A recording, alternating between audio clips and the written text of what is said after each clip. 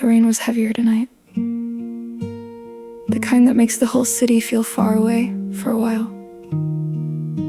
I told myself I wasn't going to go out again. I had food at home, coffee at home, work waiting at home. But around 9:30, the apartment started feeling too quiet again. Not peaceful quiet, the other kind. The kind where every little sound reminds you you're there by yourself. So eventually, I grabbed my coat and left anyway. Honestly, I think I already knew where I was going. The streets were shining underneath the blurred reflections of the signs, rainwater running down the sidewalks like the whole city lost track of time. The cafe windows glowed like lanterns, soft against the storm outside. And standing there beneath the rain, I felt something loosen deep inside. He looked up when I walked in tonight, then glanced toward the rain behind me. You made it through the storm.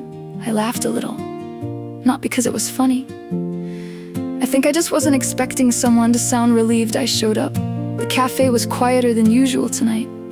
There was barely any music playing, mostly just rain against the windows and coffee dripping somewhere behind the counter. The lights felt softer tonight too, or maybe I was finally tired enough to notice them. Outside everything still felt cold, but in here, I could finally breathe a little. Tonight the rain keeps falling slow against the window glass, and the city fades to nothing every time another car goes past. For a little while this quiet makes the weight feel easier to hold, like maybe loneliness sounds softer in a room that's warm and gold. By closing time, the rain still hadn't slowed down. I stood near the window for a while, pretending to check the weather on my phone. Truth was, I just didn't want to leave yet. He turned the chairs onto the table slowly. No rush, no pressure. Then finally, he looked over and asked, "Long day?" Such a small question. But weirdly, I realized nobody had asked me that all week. The lights grew dimmer near the counter. The room felt smaller after 10, like the storm outside erased the city and left only this little place again. Steam curled softly through the silence, neon blurred against the street. And every second that I stayed there made going home feel less complete. Lately I stay here longer just to delay going home, 'cause the silence in my apartment feels heavier when I'm alone. But he didn't try to change me, didn't ask me to explain.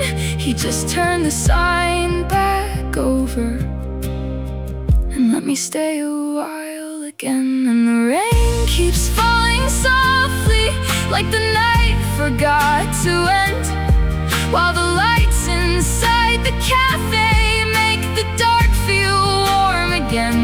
Maybe some places are meant to hold a little light a while, for people learning slowly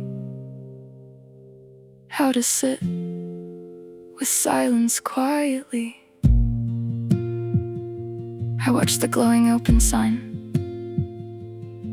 reflect against the rain outside, soft yellow against the dark. And somehow, that tiny light felt bigger than it should have.